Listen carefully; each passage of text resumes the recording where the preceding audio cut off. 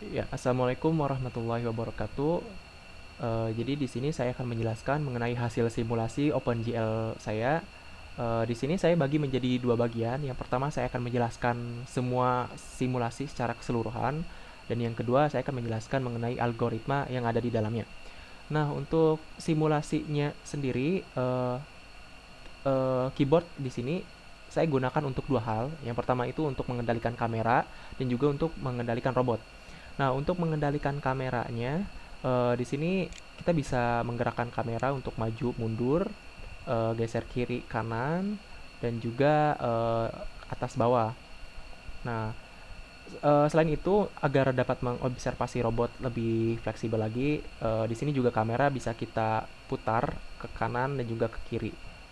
Nah, dan juga ke atas, ke bawah. Nah, jadi kurang lebih hasilnya seperti kita main game Minecraft atau game perang-perangan FPS. Nah, ini untuk mengendalikan kameranya. Lanjut ya untuk mengendalikan robot. Sebentar, saya atur dulu posisi kameranya. Nah, oke, baik. Nah, untuk mengendalikan robotnya di sini ada dua jenis juga, untuk manual dan juga untuk otomatis. Ada dua, forward dan juga inverse. Nah, untuk forward sendiri, untuk manualnya kita memasukkan nilai berupa theta 1 dan theta 2, kurang lebih seperti ini untuk theta 1, dan untuk theta 2 kurang lebih seperti ini. Nah, eh, kurang lebih seperti itu. Nah, selain itu saya juga menggunakan program looping untuk forward kinematik, sehingga eh, robot bisa bergerak seperti ini. Nah, ini menggunakan looping, dan kita juga bisa apa namanya, ganggu nilai loopingnya. Kurang lebih seperti ini. Dan yang kedua, untuk inverse kinematik, maaf, untuk inverse kinematik, di sini input yang diberikan berarti posisi, yaitu berupa x1, x, y, sebentar. Nah, untuk menyalakan mode inverse-nya di sini saya menggunakan tombol V, lalu kita berikan input, misalkan ke kanan, terus kita kendalikan ke atas, ke kiri, eh, dan juga ke bawah. Nah, ini kurang lebih seperti ini untuk program inverse kinematik secara manual. Nah, selain itu saya juga mencoba untuk menggunakan program looping untuk membuat trajektori tertentu. Di sini saya membuat dua buah trajektori seperti line untuk menggambar garis. Nah, di sini kita juga bisa atur garisnya mau dari mana ke mana. Dan yang kedua untuk menggambar lingkaran. Nah, di mana lingkaran ini, oh, sebentar. Nah, untuk di mana lingkaran ini beradius 0,1, dan kita bisa atur titik pusat dari lingkaran tersebut. Misalkan saya ingin gerakan ke sini, kita bisa aturnya. Nah, jadi kurang lebih seperti itu hasil simulasinya. Lalu selanjutnya saya akan bahas mengenai program yang ada di dalamnya. Nah, jadi untuk programnya sendiri, kita masuk ke keyboard, kita masuk ke membahas tentang masalah kamera dulu. Nah, em, jadi untuk menggerakkan kameranya, di sini saya tidak menggunakan fungsi GL Translate F, tapi di sini saya menggunakan GL Look At. Nah, di mana GL Look At ini membutuhkan variabel posisi kamera atau eye, dan juga posisi atau titik dari titik yang kita lihat. Nah, untuk posisi kameranya itu dikendalikan oleh tombol yang ini, ASWD. Nah, programnya ada di sini. Nah, jadi di sini itu kita menggunakan variabel dx, dy, dan juga kz, di mana dx, dy ini saya kalikan matriks rotasi, sehingga diperolehlah variabel kamera x, kamera y, dan juga kamera z untuk posisi dari kamera tersebut.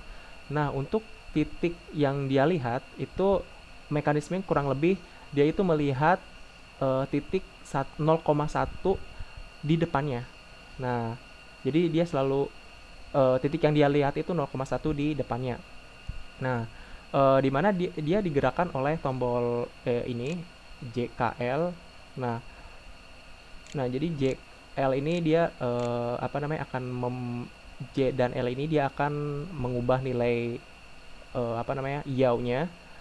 Nah, ditambah dan juga dikurang, terus variabel ini dikalikan matriks rotasinya. Nah, untuk Z-nya sendiri dia tidak menggunakan apa namanya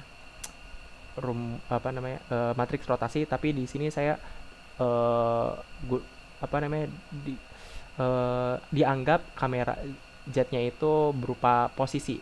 Nah, jadi posisinya bertambah 0,05 atau berkurang. Sedangkan kamera IO-nya sudutnya bertambah 0,1 radian atau berkurang 0,1 radian. Nah, itu kurang lebih untuk mengendalikan kameranya. Untuk mengendalikan robotnya sendiri untuk mode forward, jadi mudahnya kita tinggal apa namanya menambahkan saja theta 1 dan juga menambahkan untuk variabel theta 2-nya seperti itu. Nah, sedangkan ketika inverse kinematik dinyalakan, nah inputnya itu berupa x dan y. Nah, di sini saya sebut x dan y desired. Nah, berapa titiknya?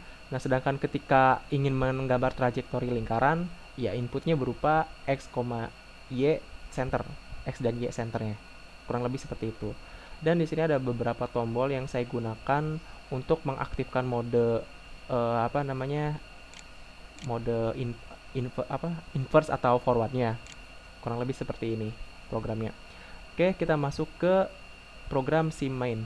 Nah, jadi di program SimMain saya modifikasi beberapa di beberapa baris di sini untuk program forward. Jadi ketika forward otomatis nih seperti ini. Oh, maaf. Nah, seperti ini.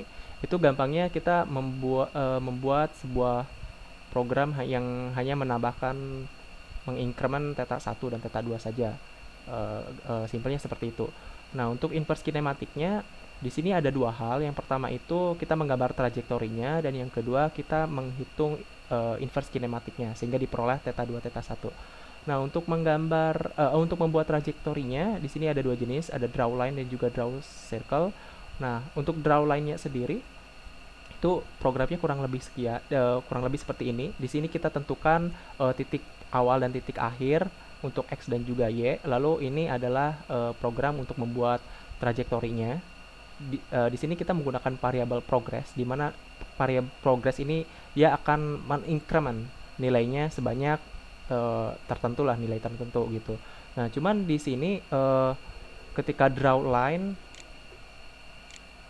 maaf, yang ini, nah dia baliknya dari ketika dia udah mencapai satu, dia nggak langsung nol tapi berkurang jadi seperti segitiga gitu. Nah, kurang lebih programnya seperti ini. Nah, sedangkan